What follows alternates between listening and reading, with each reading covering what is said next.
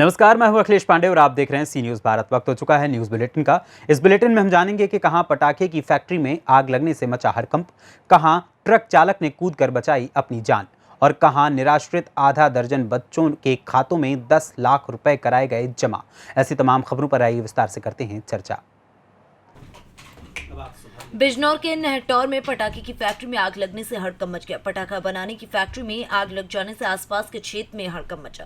सूचना मिलने पर फायर ब्रिगेड की गाड़ी मौके पर पहुंची और आग बुझाने का प्रयास भी किया जा रहा है। हालांकि अभी तक किसी के हताहत होने की सूचना नहीं मिल रही, लेकिन आशंका जताई जा रही कि 2 से 3 व्यक्ति पटाखे बनाने वाले कारीगर घायल हो सकते हैं। धामपुर पुलिस क्षेत्र अधिकारी अजय कुमार अग्रवाल भारी पुलिस बल के साथ मौके पर मौजूद है। जनपद बिजनौर के नहटौर थाना क्षेत्र में नूरपुर रोड पर डीके इंटरनेशनल स्कूल के सामने एक पटाखे की फैक्ट्री है, जिसमें किसी कारणवश आग लग गई। बिजनौर एसपी डॉक्टर धर्मवीर सिंह ने जानकारी देते हुए बताया कि फैक्ट्री लाइसेंस शुदा है। अभी तक किसी के हताहत होने की सूचना नहीं मिली है। फायर ब्रिगेड की गाड़ी मौके पर मौजूद है तथा आग बुझाने का प्रयास किया जा रहा है। कस्बा नहटौर के तीरगारान मोहल्ले में मुबारक हुसैन और शाहिद हुसैन जो 2 सगे भाई हैं, इनके पटाखा भंडारण की एवं बनाने की दुकान है। बताया जा रहा है कि लाइसेंसी है। थोड़ी देर पहले उसमें आग लग गई। फायर ब्रिगेड की गाड़ी, वहां के इंस्पेक्टर, स्थानीय अधिकारी मौके पर पहुंच गए हैं। आग को बुझा दिया गया, काबू में पा लिया गया है। किसी के जनहानि की सूचना नहीं है। मौके पर कोई बता भी नहीं रहा है, लेकिन प्रतीत होता है कुछ लोग इंजर्ड अवश्य हुए होंगे। लाइसेंस शुदा भी बताया जा रहा है। संपूर्ण तथ्यों की जांच पड़ताल एवं विधिक कार्रवाई की जा रही है। बिजनौर से सलीम हाशमी के साथ मोहम्मद हिफजान की रिपोर्ट। रेवाड़ी के औद्योगिक कस्बा बावल में अचानक शॉर्ट सर्किट से ट्रक में लगी भयंकर आग से ट्रक व ट्रक में भरा लाखों रुपए के शीशे का सामान जलकर राख हो गया। ट्रक चालक ने कूदकर जान बचाई। सूचना के 45 मिनट देरी से पहुंची दमकल विभाग की गाड़ी। कड़ी मशक्कत के बाद आग पर काबू पाया गया। वहीं घटनास्थल के आसपास की दुकानों को भी नुकसान पहुंचा है। बावल शहर का रहने वाला हूँ और यहाँ एक गाड़ी में मतलब शॉर्ट सर्किट से आंच लगने के कारण तो 45 मिनट के अंदर फायर ब्रिगेड को हमने मतलब कॉल करा, वो जब भी नहीं आई। और क्योंकि शहर के अंदर एक गाड़ी की व्यवस्था यहाँ होनी चाहिए सिटी के अंदर, क्योंकि जो तुरंत तो आग से मतलब काबू पा सके।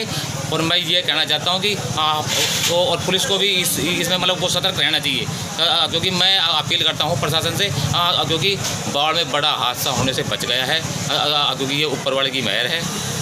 धन्यवाद। तो चोट तो नहीं आई? चोटें नहीं आई, क्योंकि काफ़ी जान माल का नुकसान होते होते बच गया, क्योंकि किसी की दुकानों में मतलब वो माल वगैरह मतलब कुछ होया है। दुकानों में कितना नुकसान हुआ? अजी नुकसान तो जब वो सुबह पता चला, क्योंकि अब तो अंधेरा हो चुका है इसकी मारी। यही है, क्योंकि मैं प्रशासन से कहना चाहता हूँ कि यहाँ सिटी के अंदर एक फायर ब्रिगेड की व्यवस्था हमेशा 24 घंटे तब तक मतलब रहनी चाहिए। बावल थाने में नहीं है? नहीं है जी, क्योंकि वहाँ से मतलब बड़ीपुर चौक से आने में मतलब भीड़ भड़का है। एक तो शहर के अंदर से सिटी के अंदर तो एक फायर ब्रिगेड की व्यवस्था होनी चाहिए, क्योंकि शहर के अंदर है, क्योंकि बाज़ार का माहौल है और इससे मतलब काफ़ी मकानें भी दुकानें भी है। मेरा नाम है नरेंद्र कुमार, मैं चालक हूँ। अच्छा। मैं रहने वाला यूपी का मैनपुरी का हूँ, यूपी में, उत्तर प्रदेश। यहाँ से गाड़ी भर के लाए थे, SI से खर्चा लेने गया था ठीकला मालिक के यहाँ।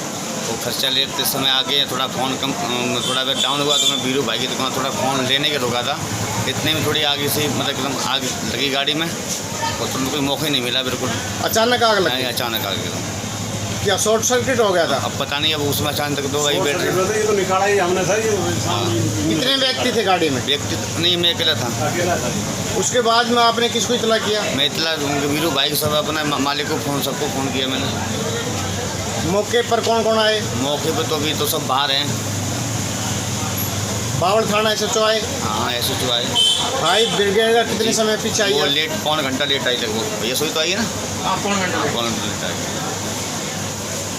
कांच भरा था गाड़ियों का शीशा, ऐसा ही बाबल से।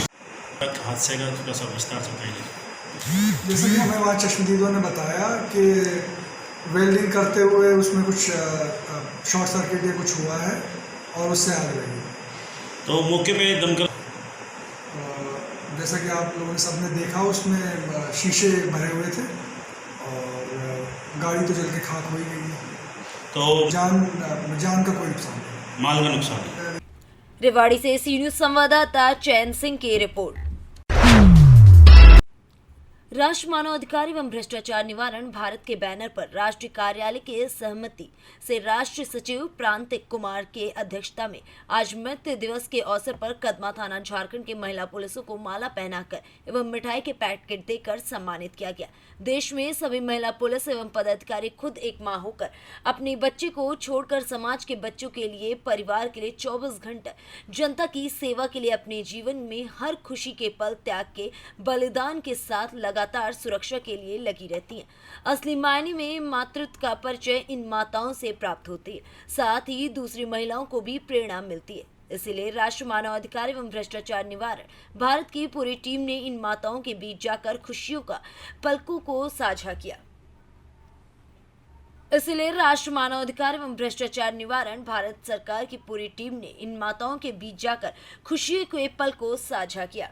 झारखंड से सी न्यूज संवाददाता आजाद अंसारी की रिपोर्ट।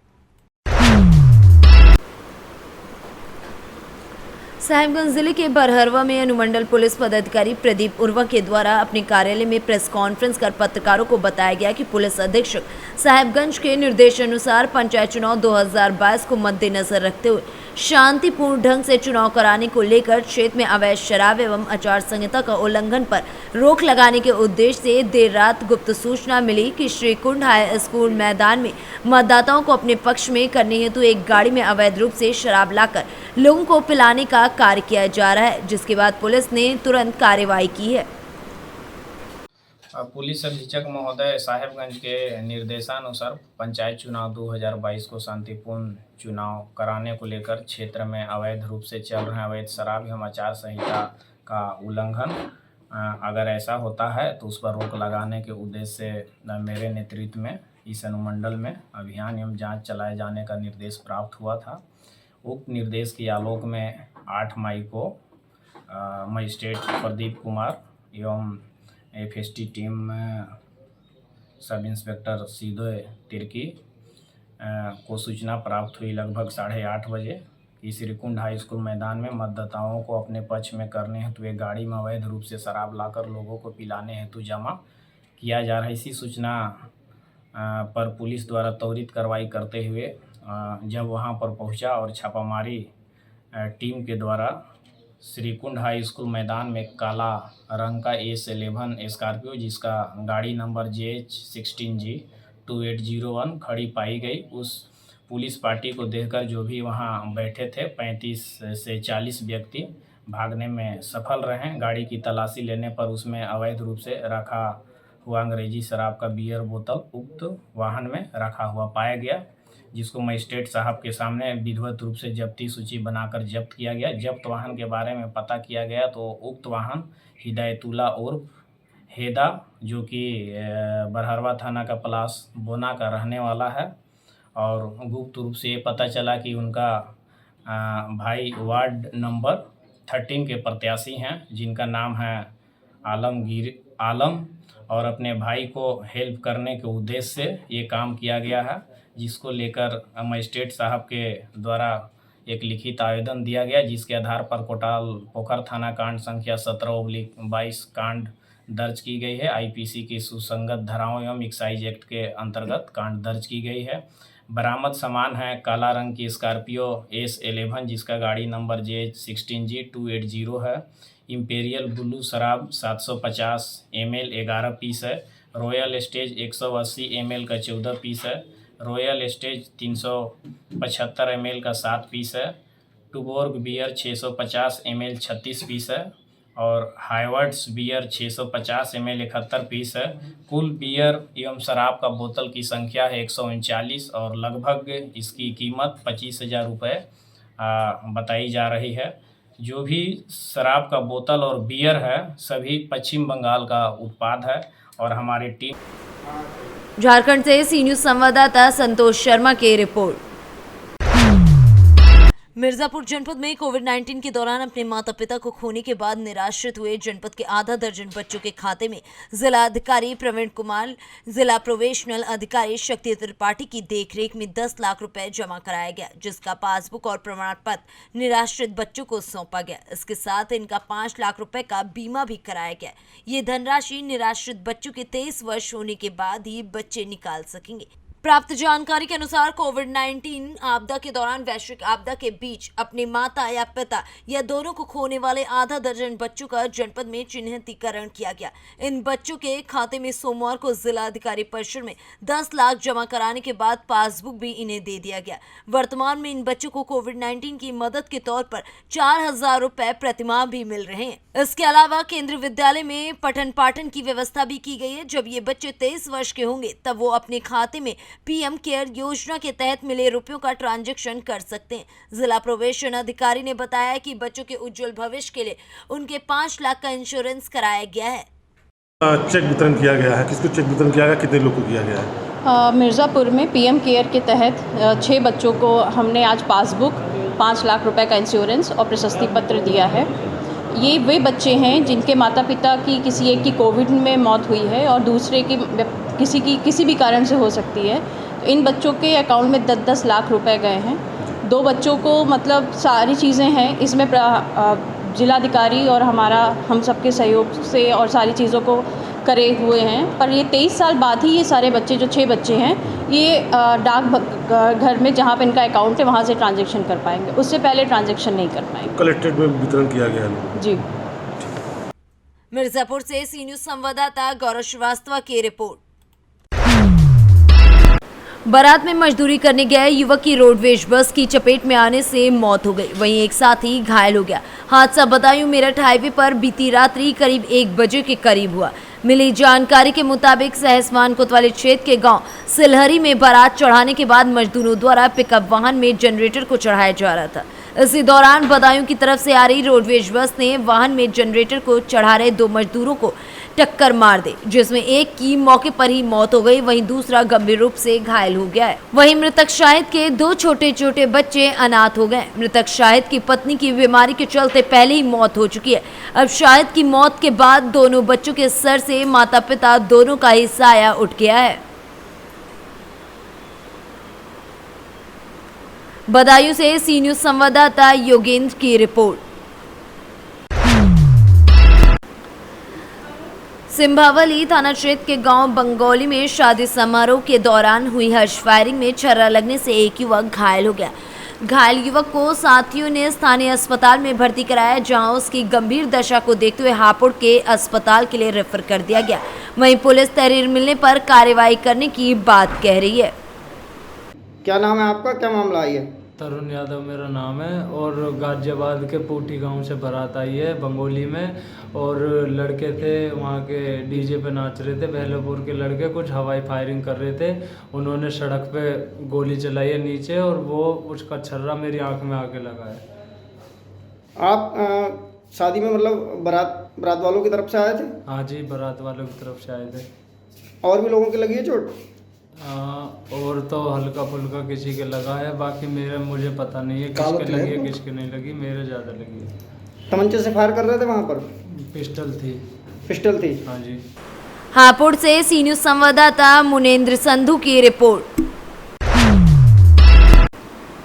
हापुड़ में एक भीषण सड़क हादसा हुआ, जिसकी तस्वीरें सीसीटीवी में कैद हो गई हैं। बता दें कि बाइक एवं कार में जबरदस्त भिड़ंत हुई थी, जिसमें बाइक सवार पिता व उसकी बेटी की मौके पर ही मौत हो गई। बाइक पर सवार दूसरी बेटी व पत्नी भी गंभीर रूप से घायल हैं।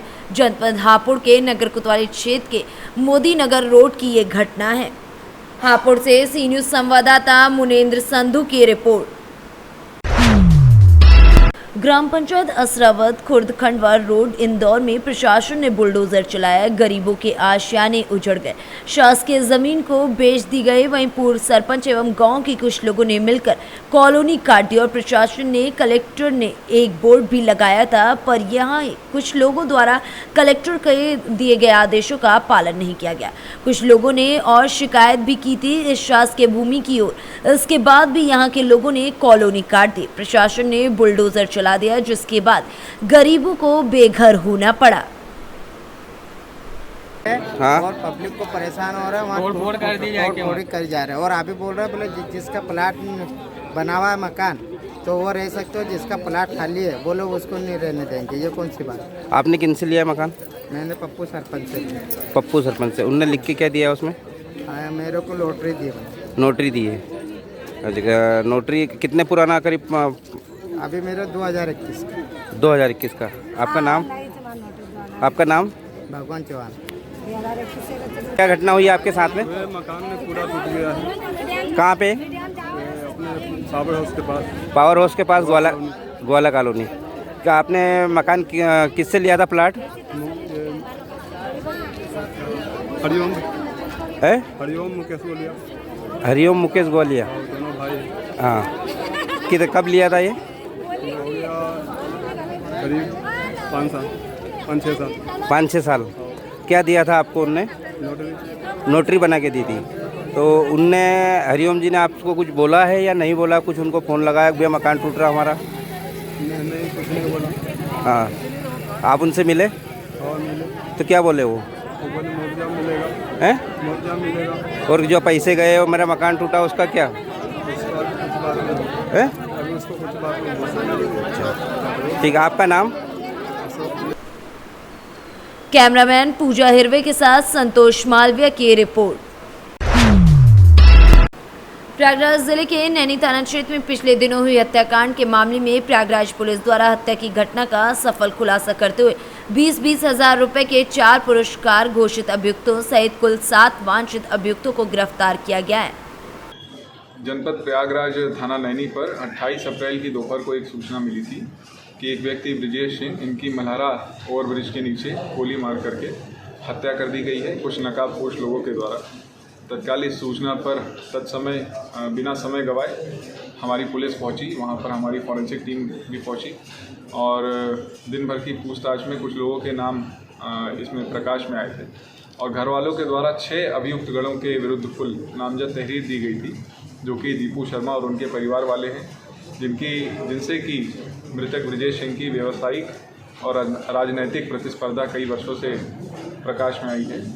इसमें आज कुल 7 अभियुक्तों को गिरफ्तार किया गया है।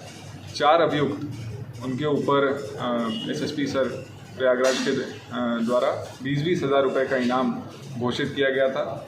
तो कुल 80 हज़ार रुपये के 4 इनामिया अपराधी आज गिरफ्तार किए गए हैं। इनके अलावा 3 अन्य अभियुक्त जो इस घटना में परोक्ष अपरोक्ष रूप से सम्मिलित थे, उन्हें भी आज गिरफ्तार करके कुल 7 व्यक्तियों को न्यायिक अभिरक्षा में भेजा जा रहा है। इनके पास से घटना में प्रयुक्त 2 मोटरसाइकिलें बरामद कर दी गई हैं, 4 अवैध असलहे बरामद किए गए हैं और इस पूरे घटना का जो सफल अनावरण हुआ उसमें क्षेत्राधिकारी कृष्णा, इंस्पेक्टर नैनी, इन सभी लोगों के सतत प्रयास से ही हुआ है। प्रयागराज से सी न्यूज़ संवाददाता मंगला प्रसाद पटेल की रिपोर्ट। फिलहाल के लिए इस बुलेटिन में इतना ही। देश दुनिया की तमाम खबरों के लिए देखते रहें सी न्यूज़ भारत। हर खबर आपके साथ, आपके हाथ।